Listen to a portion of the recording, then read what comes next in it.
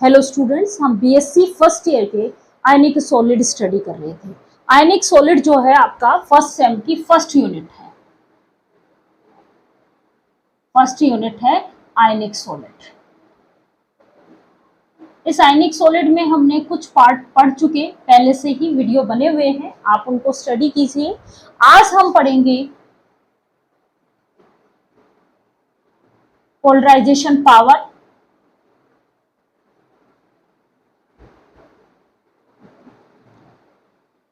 And polarisability.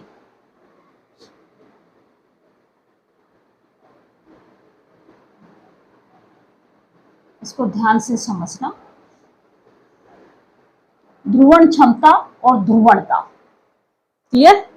अब हम सबसे पहले करते हैं कोवलेंट बॉन्ड की बात।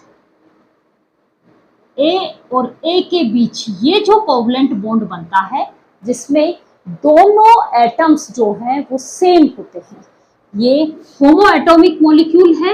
और इस होमो एटॉमिक मॉलिक्यूल के बीच बनने वाला जो बॉन्ड है कोवलेंट बॉन्ड, उसको हम 100% कोवलेंट बॉन्ड बोलते हैं। लेकिन जब हम किसी हेटेरो एटम्स के बीच, हेटेरो एटॉमिक मॉलिक्यूल्स की बात करते हैं, मींस दो डिफरेंट एटम्स के बीच बनने वाले बॉन्ड की बात करते हैं, तो ये जो बॉन्ड है ये 100% कोवलेंट बॉन्ड नहीं होता है। इसमें कुछ हद तक आयनिक कैरेक्टर इंट्रोड्यूस हो जाते हैं। क्यों होते हैं? क्योंकि यहाँ पे जो जुड़ने वाले दोनों बॉन्ड एटम हैं, उनकी इलेक्ट्रोनेगेटिविटी डिफरेंट है। मैंने ये कहा कि बी की इलेक्ट्रोनेगेटिविटी जो है वो ग्रेटर है किसके कंपैरिजन में? ई की इलेक्ट्रोनेगेटिविटी से। इलेक्ट्रोनेगेटिविटी का होता है इलेक्ट्रॉन्स को अपनी ओर अट्रैक्ट करने की पावर। तो यहाँ पे पावर किसके पास ज्यादा है इलेक्ट्रॉन्स को अपनी ओर अट्रैक्ट करने की? बी के पास। तो ये जो बॉन्ड के इलेक्ट्रॉन्स हैं, इनको भी कौन ज्यादा अपनी ओर अट्रैक्ट करके रखेगा? बी ज्यादा अपनी ओर अट्रैक्ट करके रखेगा। इसलिए इस बी के ऊपर तो पार्शियली नेगेटिव चार्ज आ जाता है और ए से वो दूर हो जाते हैं, इसलिए ए के पास पार्शियली पॉजिटिव चार्ज आ जाता है। तो पार्शियली पॉजिटिव और पार्शियली नेगेटिव आयन के बीच जो अट्रैक्शन बॉन्ड से जो बॉन्ड फॉर्म हुआ है, उसमें आयनिक बॉन्ड आ गया। मीन्स इस कोवलेंट बॉन्ड में किसके कैरेक्टर इंट्रोड्यूस हो गए? आयनिक बॉन्ड के कैरेक्टर इंट्रोड्यूस हो गए, जिससे इस मॉलिक्यूल की कुछ प्रॉपर्टीज चेंज हो जाती हैं। अब वैसे ही हम स्टडी कर रहे थे आयनिक सॉलिड, मींस इन आयनिक सॉलिड में क्या बनने वाला जो बॉन्ड है वो 100% आयनिक है, क्लियर। तो यदि आयनिक बॉन्ड 100% होगा तो उसकी प्रॉपर्टीज कुछ अलग होंगी, मेल्टिंग पॉइंट, बॉइलिंग पॉइंट, इन प्रॉपर्टीज पे इफेक्ट पड़ेगा। लेकिन यह देखा गया कि इस आयनिक जो कंपाउंड है, इनमें भी कुछ हद तक कोवलेंट कैरेक्टर आ जाते हैं। उन कोवलेंट कैरेक्टर आने के कारण नेगेटिव आयन में जो प्रॉपर्टी आती है उसको पोलराइजेबिलिटी कहते हैं, और पॉजिटिव आयन जो नेगेटिव आयन को पोलराइज करता है उसको उसकी पोलराइजेशन पावर कही जाती है। अब यहां पे हम स्टडी कर रहे हैं आयनिक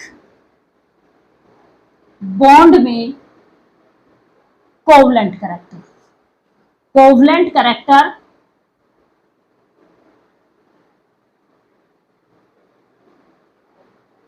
इन ionic bond, clear.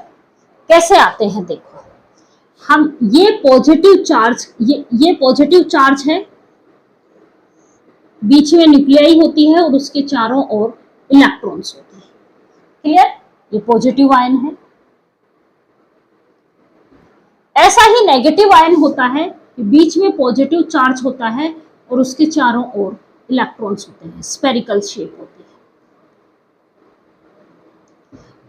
Pure form में होंगे तो दोनों स्फेरिकल फॉर्म में होंगे और इनके बीच अट्रैक्शन फोर्स रहेगा। लेकिन जब ये इसकी न्यूक्लियाई जो है वो इस इलेक्ट्रॉन्स के साथ भी क्या शो करेगी, अट्रैक्शन फोर्स शो करेगी।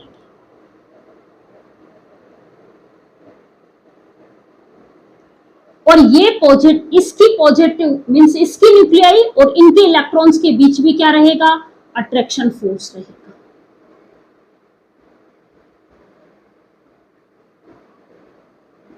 और इसकी न्यूक्लियाई और इन इलेक्ट्रॉन्स के बीच भी क्या रहेगा, अट्रैक्शन फोर्स रहेगा।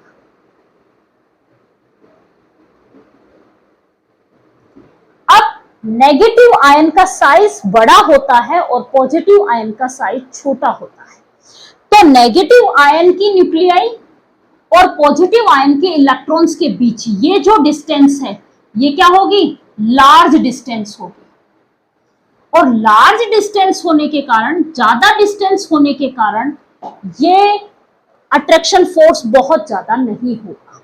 लेकिन पॉजिटिव आयन का साइज छोटा होने के कारण इसकी न्यूक्लियाई और नेगेटिव आयन के इलेक्ट्रॉन्स तो बाहर ही रहेंगे, नेगेटिव आयन का साइज बड़ा होने के कारण इनके बीच ये जो डिस्टेंस है ये बहुत ज्यादा नहीं होती है। क्लियर? तो ये अट्रैक्शन फोर्स ज्यादा हुआ। इस अट्रैक्शन फोर्स के कारण ये इलेक्ट्रॉन्स जो हैं, जो पहले स्पेरिकल फॉर्म में थे, अब वो किसकी तरफ मूव कर गए, इस पॉजिटिव चार्ज की तरफ मूव कर गए। और इसकी जो शेप है ये थोड़ी सी इस तरीके से हो जाएगी। ये पॉजिटिव चार्ज था और ये नेगेटिव चार्ज जो स्पेरिकल ने होके ऑल शेप में हो जाएगा। क्लियर? इसको कहा जाएगा, ये प्रोसेस कहलाएगी पोलराइजेशन।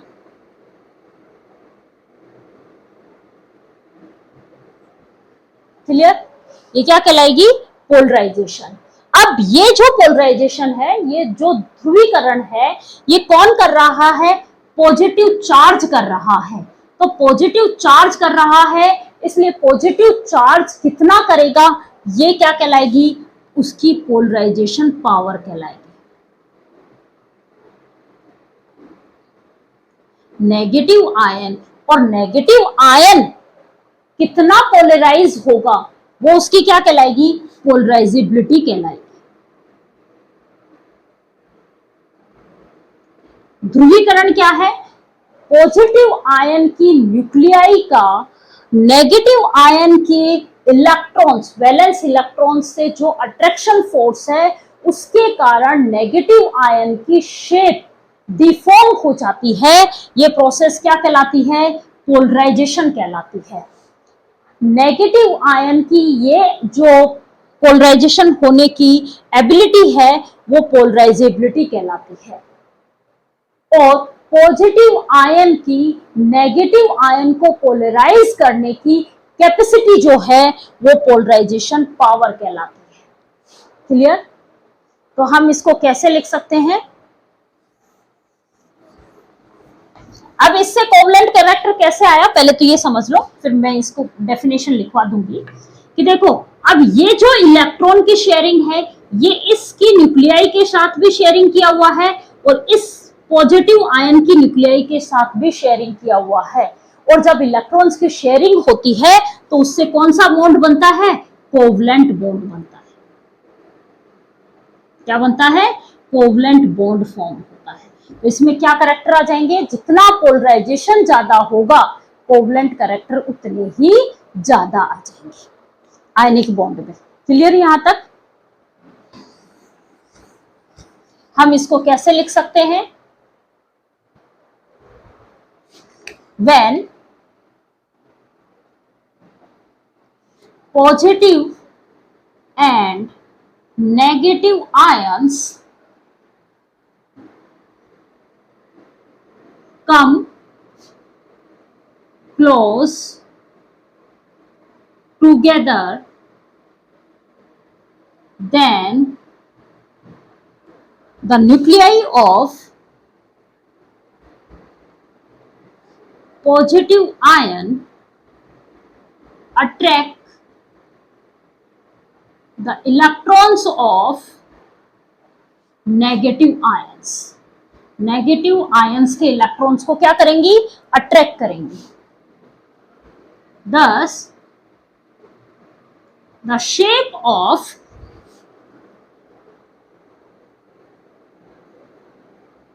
किसकी? Negative ions is deform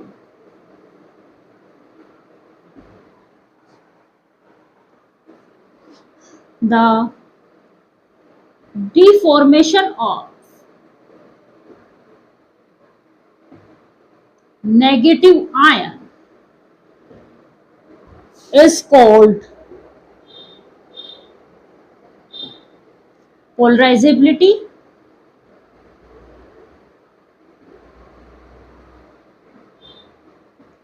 of negative ion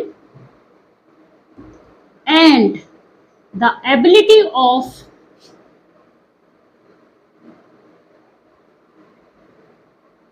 and the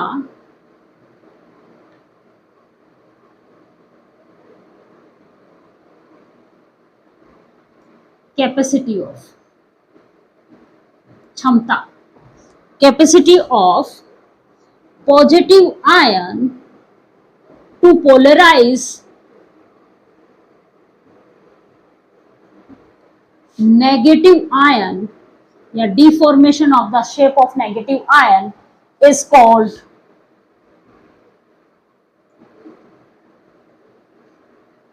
polarization power of positive ion.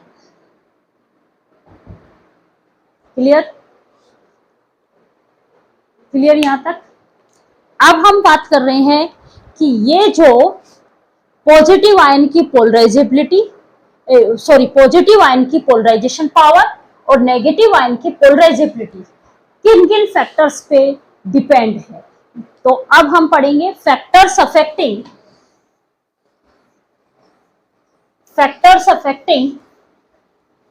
polarization power and polarizability. Factors affecting polarization power and polarizability.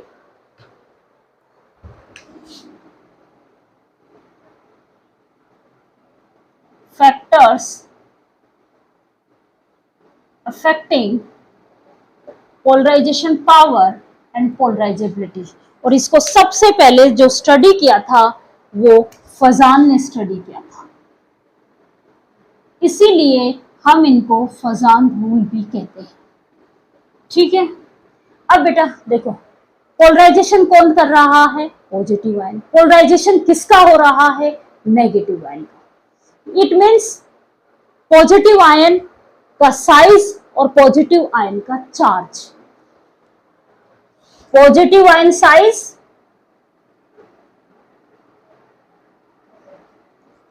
Positive ion charge,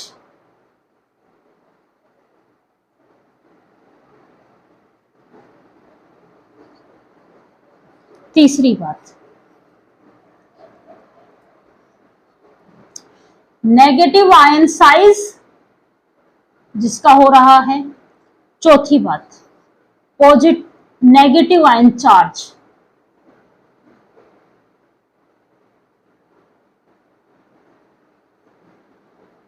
और पांचवा हम पढ़ेंगे पॉजिटिव आयन का electronic configuration, क्योंकि nuclei से जो distance बढ़ती है वो पॉजिटिव आयन के इलेक्ट्रॉनिक कॉन्फ़िगरेशन के ऊपर भी डिपेंड करती है।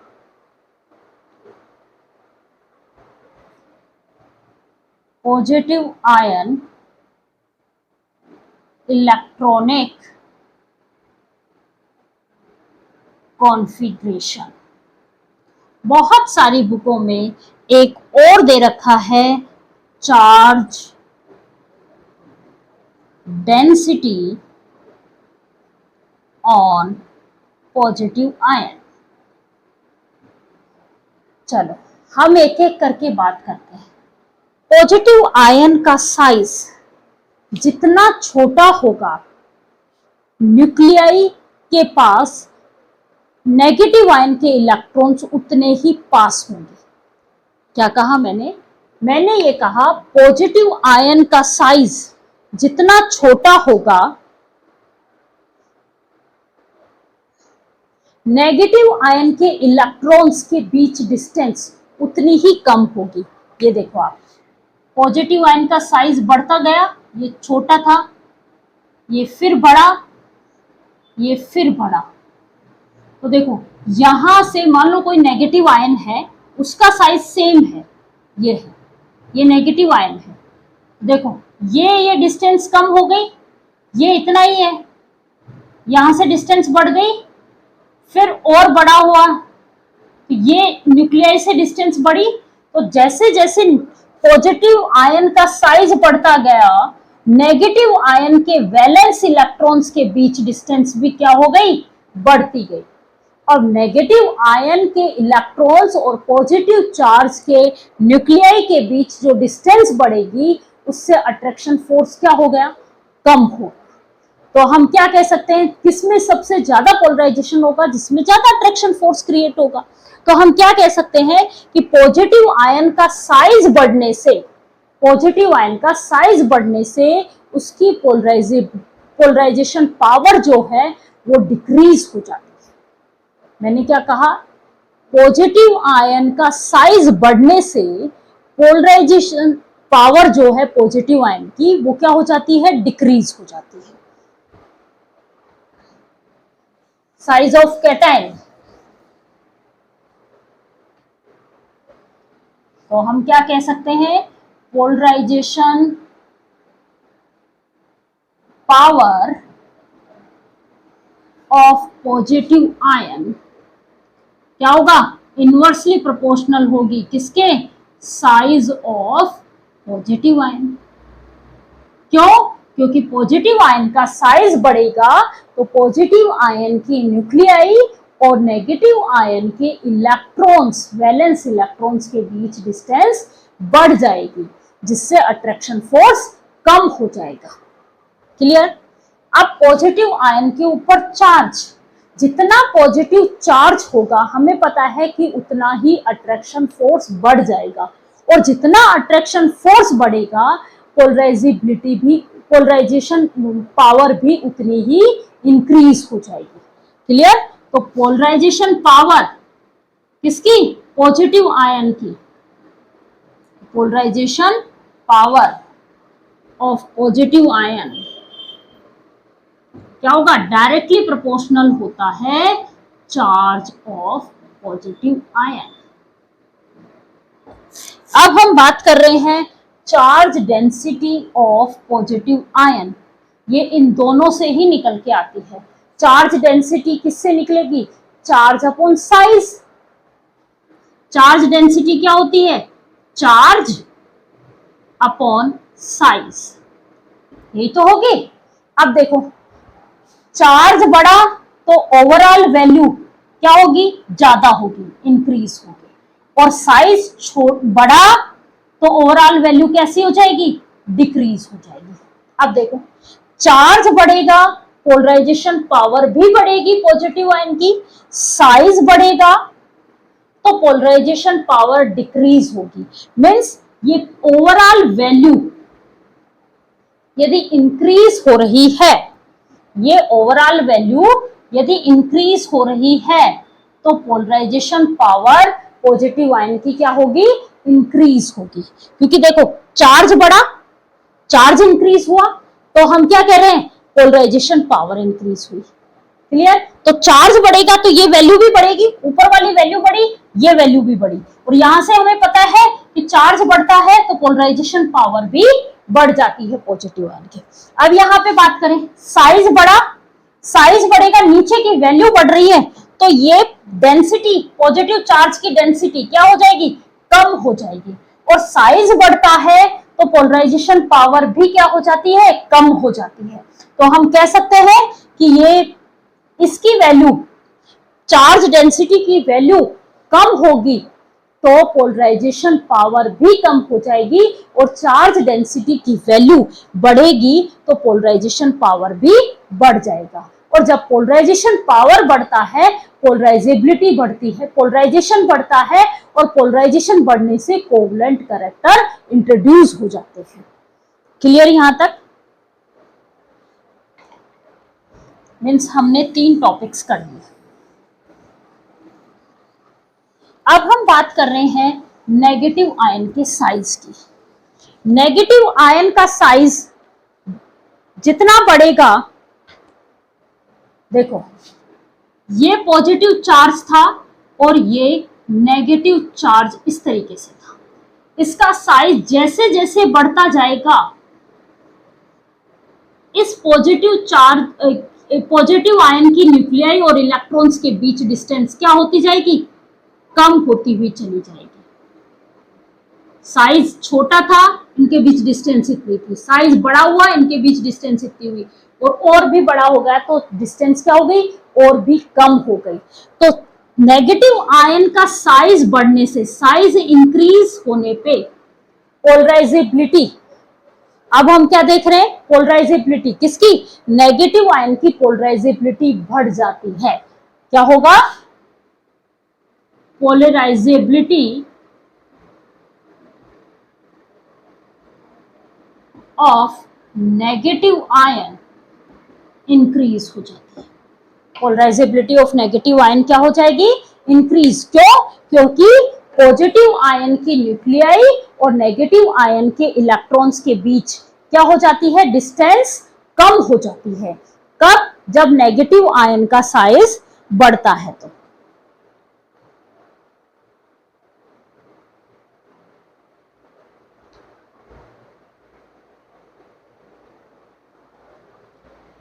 क्लियर, मीन्स नेगेटिव आयन का साइज बढ़ने से उस नेगेटिव आयन की पोलराइजेबिलिटी इंक्रीज हो जाती है।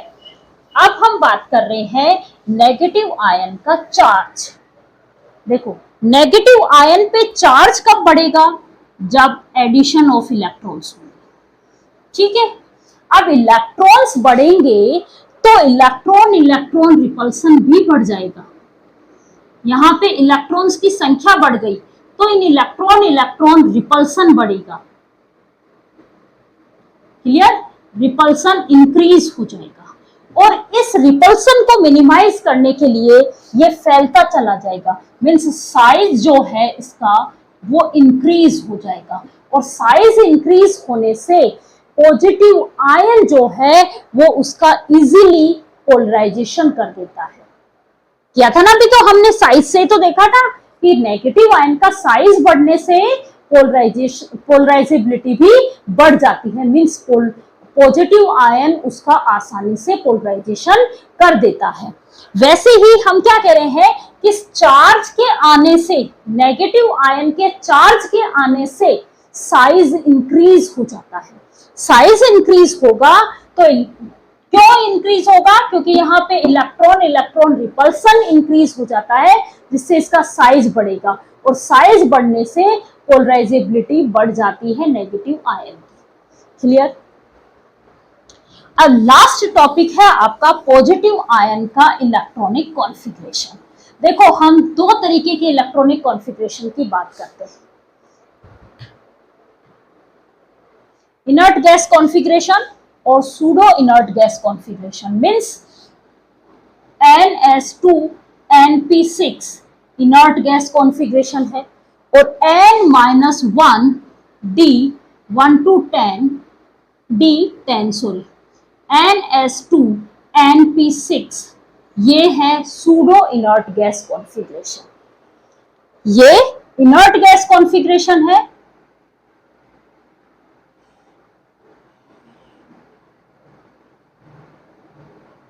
और ये वाला सूडो इनर्ट गैस कॉन्फ़िगरेशन है।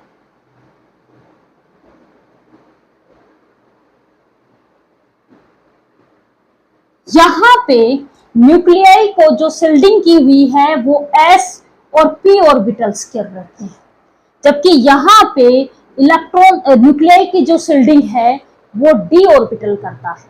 और हमें पता है d ऑर्बिटल्स की शिल्डिंग एबिलिटी जो है वो कम होती है।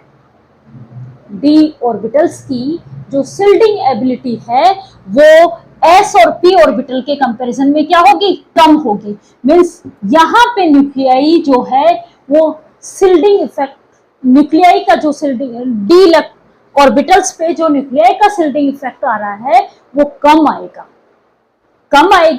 तो वो आसानी से वैलेंस नेगेटिव आयन के इलेक्ट्रॉन्स को अट्रैक्ट कर सकती है।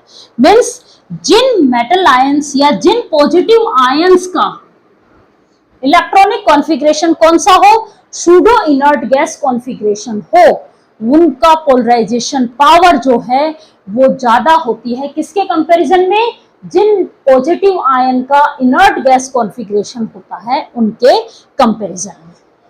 आज हमने फजान रूल पढ़ा, पोलराइजेशन पावर पढ़ी और पोलराइजेबिलिटी पढ़ी। अब नेक्स्ट क्लास में जो है वो इस पोलराइजेशन पावर या पोलराइजेबिलिटी के कारण जो कोवलेंट कैरेक्टर इंट्रोड्यूस हो रहे हैं आयनिक कंपाउंड में, उन आयनिक कंपाउंड के प्रॉपर्टी पे क्या इफेक्ट पड़ेगा ये हम नेक्स्ट क्लास में स्टडी करेंगे। Thank you students.